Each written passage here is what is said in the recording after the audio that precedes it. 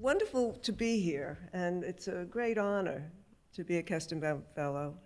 And it's also a great pleasure to see some old friends here, including two artists that I've written stories for, Laura Latinsky and Jessica Stockholder, who are on your art faculty and are amazing artists. And those stories were both in This Is Not It, an earlier collection of short stories. I thought I'd read two pieces from my new book, and then do two other pieces, and hopefully it's about 40 minutes or something.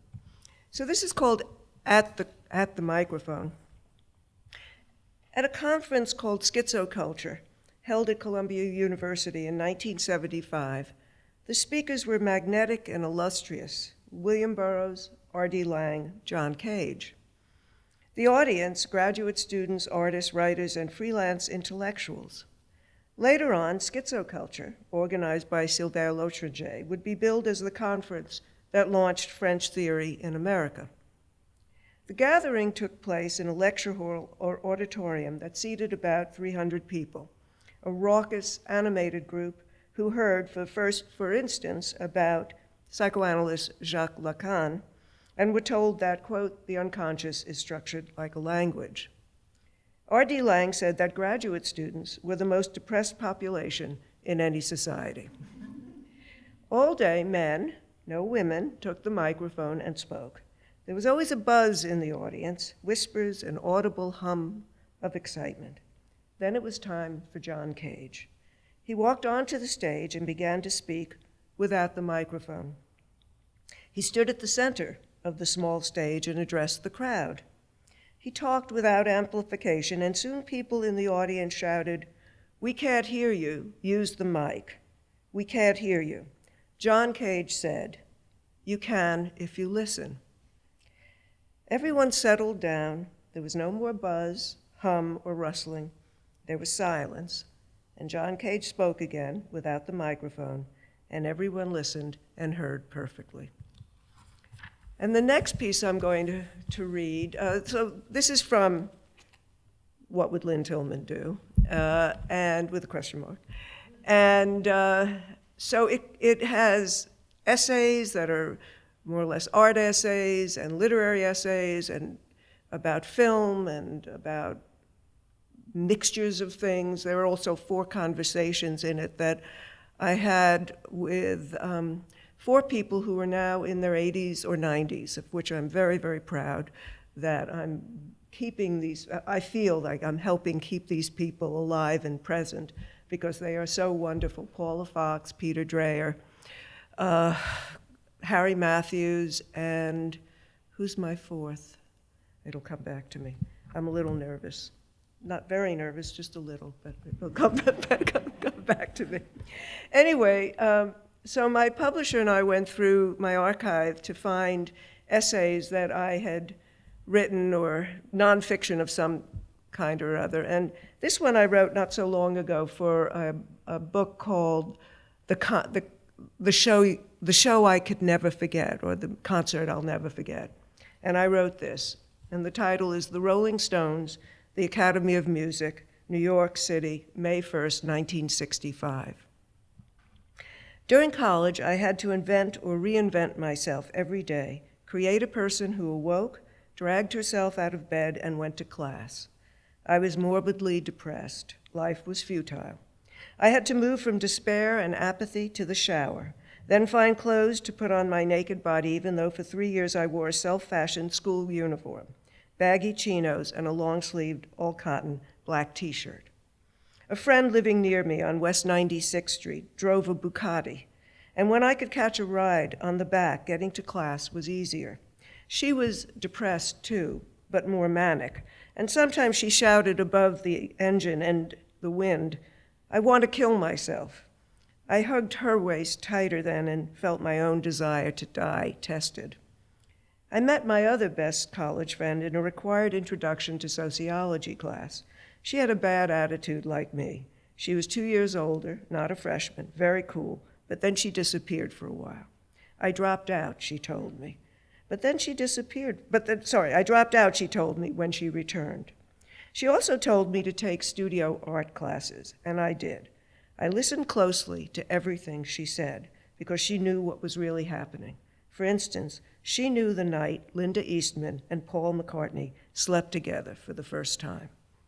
The Beatles were cute, but they were too fresh and sunny for my dark, youthfully jaded, sort of hip character. The Rolling Stones existed for me and my friend, bad boys for bad girls. The Stones were anti-everything and suited my sensibility. My psychotherapist had asked me, "What do you want to do?" I said, "I want to rebel." Then she said, "My job is to make you effective." The Stones were rebels. At least their songs sounded rebellious, and they appeared effective. They could have whatever they wanted: sex, drugs, cars, houses, more sex, drugs. I didn't question the implications of their being middle-class boys, the Beatles working-class boys, or what rebellion worked in them. I lived inside my troubled mind, and each day had to awaken in the same bleak and unchanging world and do what I'd done yesterday or something a little different. Every night for dinner, I broiled chicken wings and heated up canned sliced beets. Like wearing the same shirt and pants to school, I ate the same dinner for 3 years, unless my knowing friend said, "Come on, let's eat out or hear a band or see a movie." Later, we shared a railroad apartment in the East Village. She fixed up her rooms reasonably, while I ripped plaster from a wall in one of mine to uncover the brick, but it turned out to be the outside brick, so I stopped. The plaster lay on the floor of the room. I never cleaned it up. I couldn't use the room anyway because cold air blew in through the cracks. My friend found out when the Rolling Stones were doing their first concert in New York, May 1st, 1965, at the Academy of Music. Satisfaction wouldn't come out in the States until June 1965. But we were already hardcore fans. We had to be at the Stones' triumphal entrance into the city, our city. The Academy of Music was on 14th Street between 3rd Avenue and Irving Place, where the Palladium would be in the 80s. The first Academy of Music was a grand opera house built in 1854 on the northwest corner of Irving Place and demolished in 1926. The Stones played the second Academy, erected in the 20s across the street from the original. This one showed movies from the 20s on, but by the 60s it was mostly a concert hall. Its marquee letters broken, its seats uncomfortable and seedy, its brilliance and glory faded. The Academy of Music was the right theater for the Stones, who were uncomfortable to parents and seedy and glorious in their own way. We sat in the balcony, or we sat downstairs. Wherever we sat, my sight lines weren't impeded. I'm short and saw everything that happened, and a lot did and didn't. Opening for the Stones, Patti LaBelle and the Bluebells, which was how she was billed, as a girl band. In their ice blue space-age costumes and feather headdresses, with Patti's big voice and their choreographed moves, they rocked. But the audience was indifferent. Stones fans were sullen, like the band, and also we were there only for them. Patti must have been on stage for an hour, and the audience grew restive. When the set ended, the group received some applause, but they didn't get an encore. They were really fine. We were just lousy for the Stones. Then nothing, and time went by, and no one came on stage, and nothing, and we were waiting and waiting. After a while, someone in the audience roared something, or there was an outbreak of off-the-beat white people's clapping, and a few dispirited, feeble calls for the Stones. Waiting, we turned more sullen. Where were the fucking Stones? 45, maybe 50 minutes passed. I don't know how long it was, but still nothing. We were angry already. It didn't take much to make us angrier. Where were the Stones? Where were the Stones? The question was our breath. People had slumped and settled into their lumpy seats, passive and aggressive both, because there was nothing to do but wait or leave, so we were trapped because we wanted the Stones. Wanting was hell, and while existentially waiting is all there is to do, we didn't like it. There was no clapping now, no sudden shouts for the Stones, just enraged, sedentary bodies. Then they walked out. They just walked onto the stage as if they were going to the men's room. They had no affect. There was no jumping or dancing or mugging. They walked onto the stage and plugged in their instruments and took their positions. They didn't look at us, not once, except for Mick.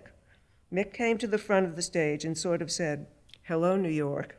He tried a little, but the rest of the band didn't care. They didn't want to be there, and they ignored us. Mick made another pathetic effort. That's all it could be, "Hello, New York." Brian Jones sat down on the floor. He was stage right, his head down, blonde hair splayed over his face, obscuring him further, his instrument lying in his lap.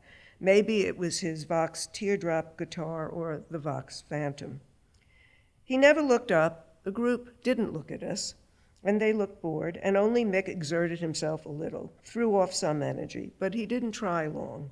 We were angry, deadened too, and quickly Mick accepted defeat. Listlessly, the Stones started their first number. Probably they were very stoned. A matron stood at the edge of the stage, on the same side as Brian, but at the top of the stairs, which was the only way up there except for leaping. She was a heavy-set black woman, about 30. I don't remember any black people in the audience, and she wore some kind of theater or usher uniform. She faced the audience grim and solemn, and with her arms crossed over her chest. The Stones were playing, and Mick was singing. Brian was sitting on the floor, head down, and I don't remember what Keith was doing, but he wasn't crouching the way he does now and uncoiling like a rattlesnake to strike. Charlie Watts was Charlie Watts, steady, imperturbable, playing the drums the way he's always played the drums, and Bill Wyman was himself, unmoving and dour. There was a kind of stasis on stage and in the audience. Until the third song, a hefty, dark-haired girl made a run for the stage and up the stairs. But when she reached the top of the stairs, the matron blocked her. She gave her the hip. The girl flew down the stairs. One move, down she tumbled. The girl landed on the floor, stood up, and walked back to her seat. That was it. That was our resistance. The matron crossed her arms over her chest again and glared at us. The audience became more frustrated. The Stones hadn't even noticed, and nothing happened again, and not one of us yelled or stood up either, and soon the atmosphere turned solidly against the band. The Stones played 8 songs. The songs were 3 or 4 minutes each. They were on stage less than half an hour. They finished their set and walked off the way they'd walked on. They just walked off. No one clapped or shouted. Everyone was fed up, pissed off, let down. We'd become the anti-audience and rose, grabbed our jackets, left our seats, and filed out. There was no fighting, no talking. We'd all been rebuffed like the hefty, dark-haired girl. The audience spilled onto 14th Street, a morose confederacy of rebels. It was early evening. I suppose my friend and I went out for something to eat. Or maybe I went home and ate sliced beets and broiled chicken wings. Life continued, but something had changed. The Rolling Stones had played New York. By now, the Stones have changed a lot. Brian drowned, murdered, it's alleged, by his assistant. Mick Taylor quit. So Ron Wood plays lead guitar. Darryl Jones plays bass since Bill Wyman retired. And Mick's, Keith's, and Charlie's faces are crosshatched and filigreed with event and experience. I've changed too. For one thing, I have stopped eating wings exclusively, though I eat chicken. I still love beets, but now fresh and roasted, and order them whenever they're on a menu. I still like to wear a uniform of sorts, but now I buy 6 or 7 pairs of the same, usually black pants, about that number of the same all-cotton long-sleeve T-shirts, and many of the same linen, rayon, or silk blouses. I buy everything in different colors. Life isn't as bleak with some variety. So I thought I would read one story from this book called This Is Not It. It's a collection of stories, and I think this was my 3rd collection of stories. And this one, so these stories were all written in response to or in relationship to contemporary artists, of whom I've mentioned Jessica and Laura. And one of these people, Linda, who's an English artist, had done a performance piece about Clint Eastwood. And knowing that I like Clint Eastwood, she asked if I would write a story for her.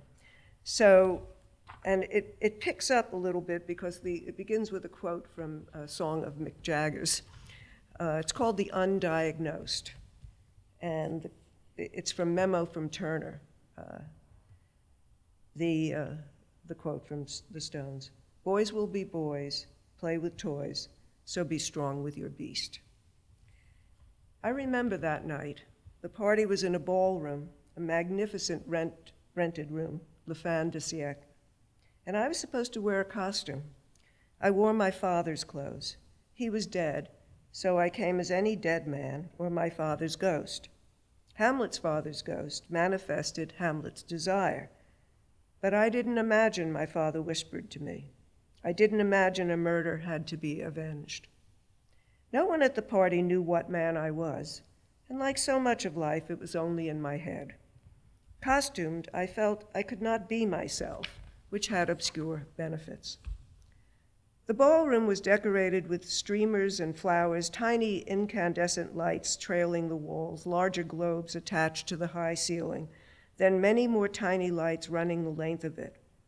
I hated the rooms having been rented, as if grandness could be, intimating that all my pleasures were temporary and worse, for sale. Small lamps, shaped like flames, lit the requisite white-cloaked tables. The flames twinkled on and off, inflecting the partygoers' faces with unintended seriousness or grotesqueness.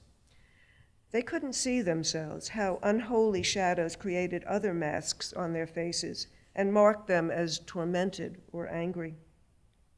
Visible to themselves, they might have been dismayed or thrilled. Some lust after distortion. But the unintended is frightening. It illuminates what screams never do and becomes more indelible than anything that could have been made up or that people could have made themselves into. Accidents and mistakes, like an endgame or a tragic virus, carry eternal consequences. I am consumed by consequences, layered with them. There was a long table, heavy with food, another with wine, another hard liquor, another dark desserts. By the time I arrived late, I hadn't wanted to show up. People were sated or acquiescent. Some were lunally high or indifferent. The drugs were available in a ridiculous bathroom. Some masqueraders were nearly rigid or hoping to feel anything, and some were playing a game of promiscuity called choice. A man dressed as a fool leaped in front of me and screamed, "Are you happy?" Another, dressed as a rose, exposed his penis to 3 men. His penis was a thorn in his side. 4 women, parading as witches, laughed hysterically. I dislike women who dress up as witches. They are low-minded and unimaginative. I wiggled uncomfortably inside my father's suit. I didn't want to think of his body. I remembered the long, dark hairs on his forearms, the hairlessness of his upper arms and chest, his hazel, illegible eyes, his uneven, uncontrollable mouth, his penis when he urinated. And dressed as a man, I began thinking about men I'd known and wondered casually, noticing other costumed miscreants and misfits, if I could remember every one of them who mattered to me, and even those who hadn't and didn't at the time when time was unimportant. And if I could see them in my mind's eye and reckon with their foreign familiar bodies, their alien similar lives. I'd been raised as a woman. I didn't feel I was one, and I didn't care that I didn't. I didn't know how men felt, what instantly occurred to them, raised as they were, with other postures imposed and other awarenesses impressed upon them. I watched movies about men, I read books, I had sex with them and hung out with them. I had men friends and enemies. I knew men as plumbers, theorists, hairdressers, scholars, bartenders, teachers, lovers, translators, butchers, artists, carpenters, musicians, landlords, actors, paupers, writers, dentists, shoemakers. Dentists arouse my sympathy, and I particularly like shoemakers. I knew men who had no trouble being men. I knew men who were dubious about being men. I knew men who wanted to be women. I knew men who hated women, and those who relished them like succulent meals. I knew men who loved men. I knew men whose best friends were women. I knew men whose fear of vaginas vanquished them. They couldn't go through tunnels. And men who couldn't piss in men's rooms. I knew men who had sex in subway toilets, men who were celibate, men who hated sports, hated books, had eating problems, who hated life, and I knew men who hated how much they needed women, and others who turned their backs on them. I knew men who were depressed and men who were never unhappy, those blessed few. I knew men who were affectionate, lusty, friendly, remote, stupid, tender, courteous, shallow, sexy, cerebral, bold, cowardly, crude, pretentious, kind, and on and on. I won't go on. I couldn't remember them all. There were too many. And dressed as a man especially, I felt I knew nothing about them as men. Men qua men, I mused to myself, watching people dance and eat. I also knew little about women in the same way, being a flawed one, having rejected or scorned what being a woman supposedly entailed. No child, no man, no food. Anyway, the categories were too general, sweeping in their assumptions, and I resist cultural imperatives and operate inside them. The door opened and Clint Eastwood arrived. He entered. He cast a long, romantic shadow. He was rugged, too, as magnificent and big as the space where he was now temporarily installed, like a tower. Not the Martello Tower, not Pisa, Watts, not the Texas School Book Depository in Dealey Plaza, but a lean, tall man who seemed he would never fall, like the Twin Towers. I wasn't surprised to see him. I'd been expecting him for years. Sometimes I conjured him after watching one of his movies, and then in dreams I knew him intimately. Dreams, the mind's gifts, can be sweeter than anything reality offers, and they satisfy me more than sex, or they are sex. Usually when I think about someone, he or she eventually turns up. In a train station, in a bookstore, crossing an alley, around a corner, that face presents itself, stamped onto the present like postage. I have sometimes thought, overdue postage. Now Clint was here. I was happy, maybe relieved. The way I remember it, I strode, as best I could, awkward in my father's suit, across the floor toward him. I was trying to imitate a man's gait. Do they throw their shoulders forward more than putative women? Clint was engaged in a subdued kind of shootout. He couldn't help himself, or the other men couldn't help themselves.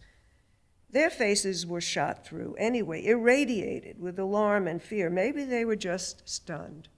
Clint was near, and they were dwarfed and dimmed by his cinematic luminosity. Stars do shine, and the men's faces registered that. Also, that Clint had taken the tiny cigar from his mouth after he had rolled it around his lips several times, the way he does in Sergio Leone movies, which usually means something bad will happen or some decisive move will be made. I discovered, in a state of amazement, so close to my hero when I don't have a hero. I was almost incoherent, and my suit felt even more uncomfortable. Clint was rock steady. I thrilled to his stillness, the way he held the world inside him. Silent, contained, he was unsettling as a nature mort. Decisiveness itself is still, like death, and he was, for me, a picture of a man.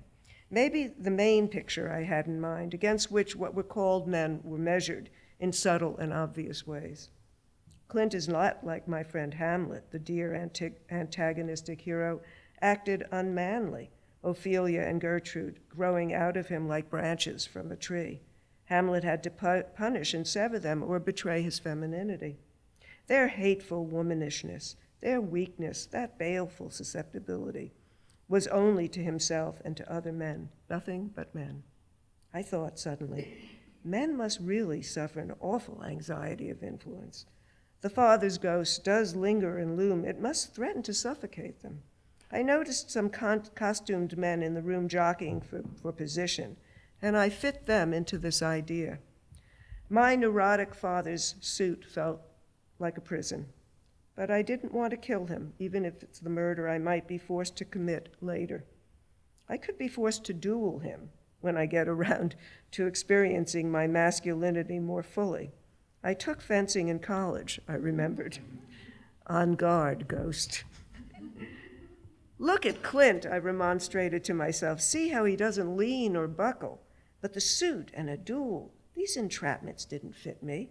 I felt extreme and silly. I wanted to slap my face. Electrifying music heightened all my responses. I was reactive as a hive. My heart pumped an ecstatic organ played by Brother Jack McDuff or Jimmy Smith. I needed the soundtrack, a background score, and whatever was playing, whoever the DJ was who moved time along or kept events in time, I was glad of it. I had lost track. I took a breath to steady myself and shut my eyes. With the beat, I opened them and studied the masqueraders coolly again, especially the men when I could discern them. It was hard to maintain a distance. Each was dressed as someone he wanted to be or someone he didn't want to be. So he demonstrated a remarkable and an aggressive display of self-love or hatred, enacting, "I am this," or "I am not this." A short, skinny man strutted as a wrestler. A tall, fat one flailed his apron, a rude housewife. I became a restive, captive character to their ambivalence. I understood it and abhorred it also, since unrelenting duality infuses everything I do. Every act, too, is against my limits. The body, the first limit. I try to control it, tame it, inflict pain on it, pamper it, release it, wrest it from its history or its shape. I have attempted to abandon it, gorge it, starve it, scar it, mask it, disgrace it, take pride in it, humiliate it, and disown it. But I awoke in it each morning. Still, I don't envy those who surgically tailored themselves into different bodies. I wouldn't even pierce an ear. I bet Clint likes his body, I thought. I bet he likes his sharp features, the cool set of his face. I bet he was often embarrassed by how handsome he was.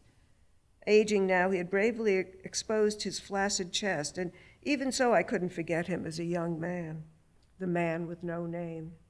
I wasn't his type, not the kind he married or mated with who looked like the same woman each time, which has a certain economy. Men don't have to abandon their mothers, really.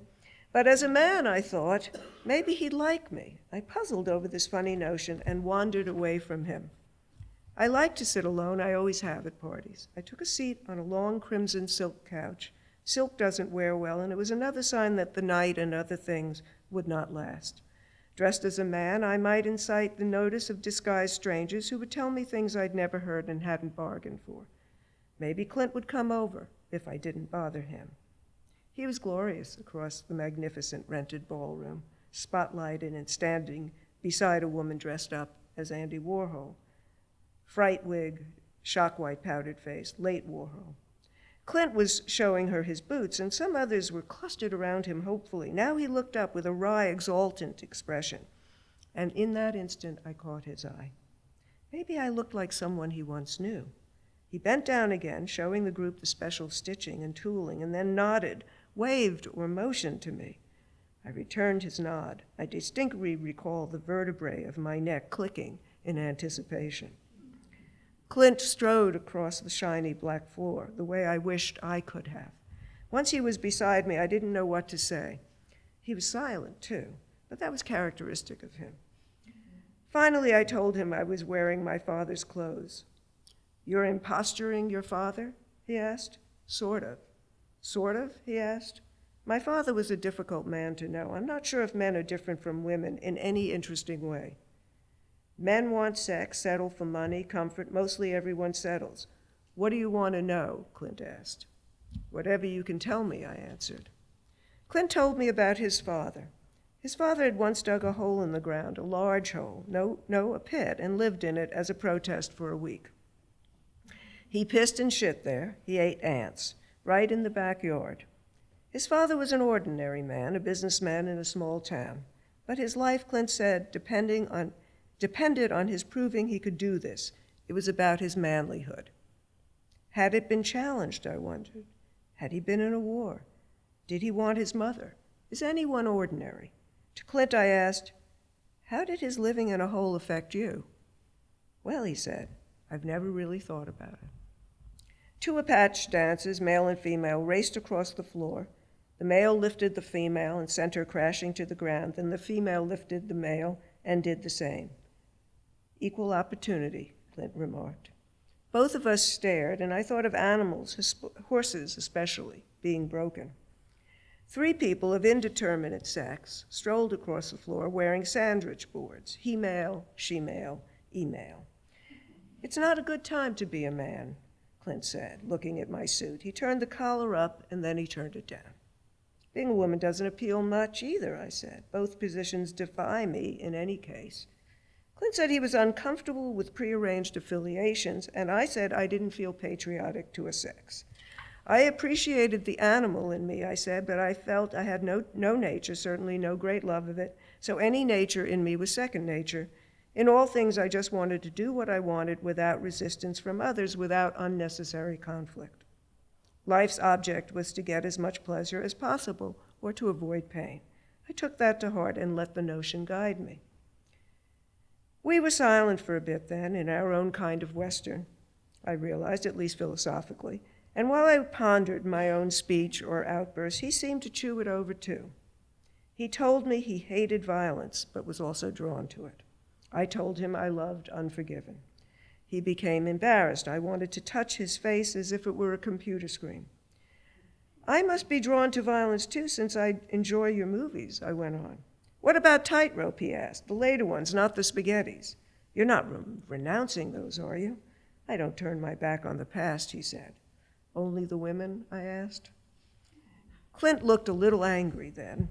I worried I'd alienated him, but he just stretched and squinted, his eyes disappearing into thin folds of tanned flesh. I had to ask him. "Are you afraid to die?" I said. "Nope," he said. "When your time comes, it comes." "Do you really feel that?" "Yes."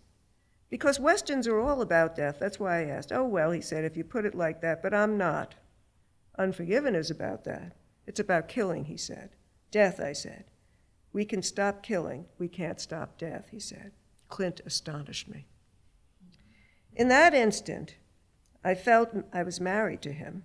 And that night, while I watched men and women cavort and sulk, flirt and look dejected, though I felt like an observer the way I usually do, I felt I was looking for something too, not just at something. With Clint next to me, we sat this way for the rest of the evening, talking and not talking. And in my father's suit, sometimes forgetting I was wearing it, I thought, I don't look like my father. I'm looking for my father. I didn't say this to Clint. And when I find him, I'm going to have to slay him as in days of yore. I couldn't believe I thought that. Maybe I didn't. I know I'll never find him. Later, when Clint left me to return to the adoration of others or to being himself, whoever that was, if he could ever be himself, what I wanted to do was go to the movies. I wanted to watch his movies, the early ones. I wanted him like that, then and always. I just thought I wanted to read one very short part from a couple of pages from American Genius, a Comedy, and I wanted to read this especially for the writing faculty with whom I had dinner last night at a terrific restaurant, courtesy of the University of Chicago and the Kestnbaum Fellowship. Thank you very much. So American Genius, a Comedy, it's primarily, it's in a place you don't know where the character is or the characters are. It could be any number of things. It could be a rest home. It could be an artist colony. It could be a mental hospital. It could be many different things. Place for recuperation, rehab. And so I'll just read this section because I can't set it up, so to speak. I never do that. Okay. I want to take apart an Eames chair, especially this morning. I believe I dreamed of it. I have taken apart other chairs, though none as beloved or significant, for about these chairs there is no disagreement. And I have split apart boxes, mattresses, TVs, and a corroded car that sat in a field. But I don't have an Eames chair here, just its memory as well as photographs of it and its designers, the Eameses, husband and wife. It's satisfying not to make things, to undo them, the way experiences can't be, since undoing is an activity like doing, or I think it is, and thinking it is an activity like riding a horse without a horse. And it's especially pleasing to engage with and analyze the undone object, since after destroying something inert, I can see its construction, even its larger design in my life.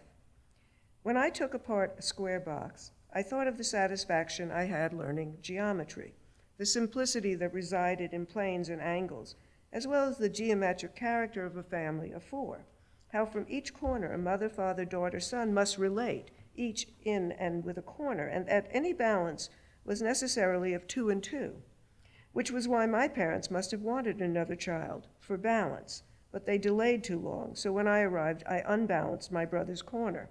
He had lived in a triangle, which has its own balance, and then he fell from his pinnacle, or place, never to forgive me or them. Taking apart a TV, I thought about impulses and connections, its delicately colored wires like nerve endings, and when the guts of the TV were scattered on my floor, life itself seemed disconnected. Invention is a human necessity, and lasting value has nothing to do with it, since everything is temporary. For a while now, I have found it hard to make things when once I wanted to fabricate what I hadn't seen before. Before trying that, though, I had to overcome a phobia to three-dimensional objects. And once I did, I could easily build them. But then I also overcame my need to build what wasn't there and wanted only to unbuild what was. Now I rarely want to do even this, except in thinking, where I test spatial relations and imagine space bounded and unbounded, and happily move non-things about in unreal places. When I was first here, no chair gave me what I wanted, and I tried many, though ostensibly I just wanted a chair that could support my frame, so that I could forget about it, as I ruminated or wash in thoughts I wished I weren't having, or in some that I wanted to have, roaming into places where a chair and its design had no function, since I also wanted a chair to do more than it was designed for. The chair designer, Harry Bartoya, said, "The urge for good design is the same as the urge to go on living." The assumption is that somewhere, hidden, is a better way of doing things. And that's sensible, or in my life it is, because I'm looking for a chair that fits me and in which I could feel at home, since hominess is easier to locate in things than in people, or even in animals. But I like cats, dogs, and chairs almost equally, though I have more control over chairs, which are inanimate. But any cat or dog is in some way pleasing, while most chairs aren't. Thank you very much.